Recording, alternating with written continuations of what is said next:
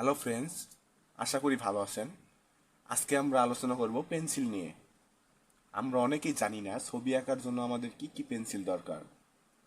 তাই আমাদের আজকে পেন্সিল সম্পর্কে আমি বিস্তারিত আপনাদের জানাবো।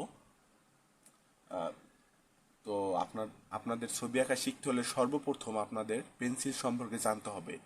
কোথায় কোন পেন্সিলের ব্যবহার সেটা আগে বুঝতে হবে, প্র্যাকটিস করতে হবে এবং পেন্সিল সম্পর্কে জানতে হবে। অনেক ধরনের পেন্সিল আছে, যেমন HB, 2B, 4B, 6B, 8B এবং 10B। আপনাদের এগুলো জানতে হবে। আর অনেক ধরনের পেন্সিল আছে। তো আজকে আমরা পেন্সিল নিয়ে আলোচনা করব আপনাদের ছবি আঁকার জন্য।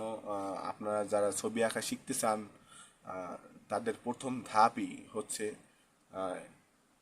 ড্রয়িং বা স্কেচ করতে হবে আপনাদেরকে।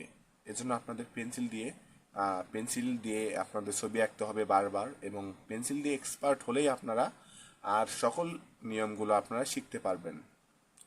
তো আজকে আমরা শিখব পেন্সিলের ব্যবহার, কোথায় কোন পেন্সিল ব্যবহার করতে হয় এবং আপনাদের পেন্সিল সম্পর্কে আজকে কিছুটা ধারণা দিব।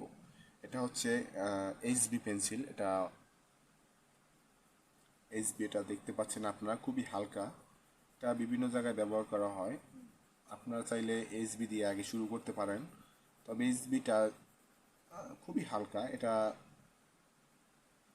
এটা HB। এবার আমরা 2B পেন্সিলটা আপনাদেরকে দেখাবো। 2B HB থেকে একটু গাঢ়। 2B আপনারা যারা নতুন যারা ছবি আঁকা শিখতেছেন বা শিখতে চাচ্ছেন, তারা এই 2Bটা ইউজ করতে পারেন। এটা মেড ইন জার্মান।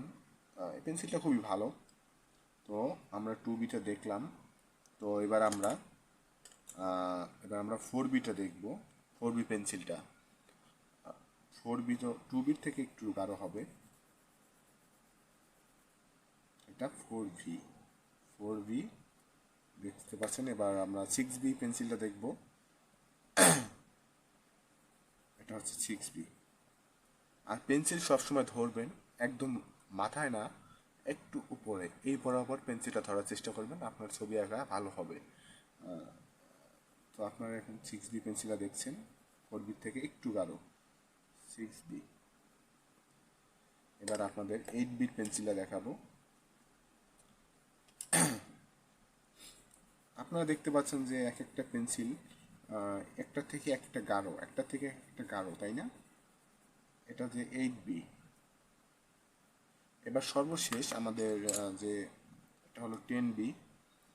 10Bটা একদম পুরোপুরি গাঢ়। এটা মূলত বিভিন্ন জায়গায়, যেমন চোখের মণিতে ব্যবহার করা হয়। এটা 10B পেন্সিল। আমার কাছে আরেকটা পেন্সিল আছে। এটা হলো চারকোল চারকোল পেন্সিল। এটা বিভিন্ন ধরনের, বলতে পারেন এটা কিছুটা কয়লার মতো দেখতে।